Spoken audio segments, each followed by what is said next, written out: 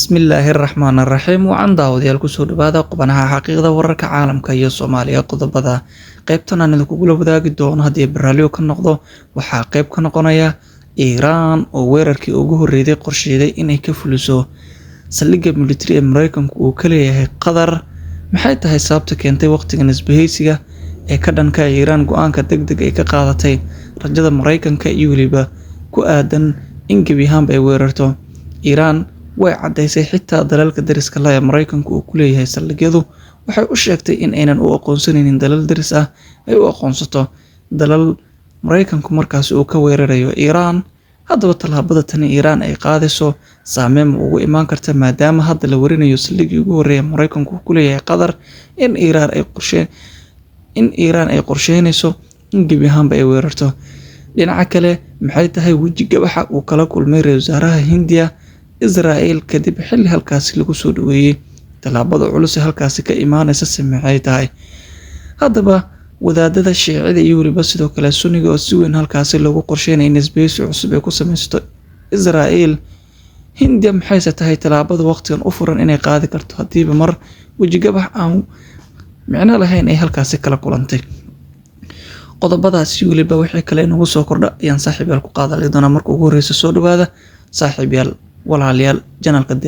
nooc maamada subscribe noo saar saaxiibada hore inoo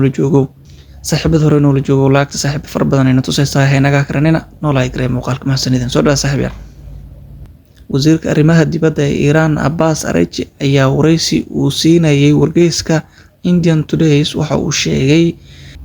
haddii Mareykanku uu go'aansado inuu ina soo weeraro saldhigyada Mareykanka ee ku yaala gobolka waxay noo noqon doonaan bay yiraahdeen bartilmaameedyo sharci ah inaguna oo aynu markaasi uma aragno inay yihiin dalal ay leeyihiin dalalka dariska ah ama dhul ay leeyihiin dalalka dariska ah. waxaan u arnaa buu yiri wadamo balse ay yihiin saldhigyo Mareykan oo Iran laga burburinayo si kastaba ha ahaatee waxa inaga go'an ayuu yiri inaan gebi ahaan aan ka hortagi karno. markii aynu ku qasbanaanay inaan weerarno saldhigga Mareykanka ee ku yaala Qatar waxaan markaasi ka hor weerarka la xiriirnay wasaaradda arrimaha dibadda ee Qatar waxaan si cad ugu sheegnay in weerarku uusan ahayn mid ka dhan ah Qatar balse uu yahay mid markaasi lagu beegsanayo xarumaha Mareykanka ee ku yaala dalkaasi. waxaan rabnay inaan fahansiino ama inayna fahmaan farqigaasi waxayna muuqataa buu yiri tallaabo kasta ay qaadi karaan Mareykanku waqtigan la joogo xulufaysigiisa diyaar ayaan u nahay inaan gebi ahaanba aan ka basbeelino meel kasta uu ka joogo dalalka dariska noolaa haddii xitaa uu bilaabo isagana waynu ka hortagaynaa ayuu yiri wasiirka arrimaha dibadda ee Abbas.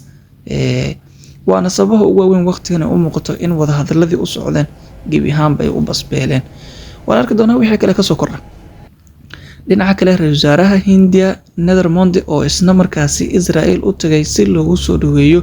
ka mid noqoshada isbahaysiga iyo waliba ay dhisayso Israel oo markaasi la doonayo inuu markaasi la dagaalamo isbahaysiga Sunniga iyo Shiicida ayaana wejiga wax kala kulmay mucaaradka Israel isaga baxay markii uu gaaray xarunta baarlamaanka Israel Kentons. xilligan oo markaasi la arkayay xubnaha xisbiga ee talada haya oo markaasi sacab iyo waliba ku dhawaaqista magaca Mondi ku qariya ay ku dhawaaqayaan iyada oo wejiga waxaan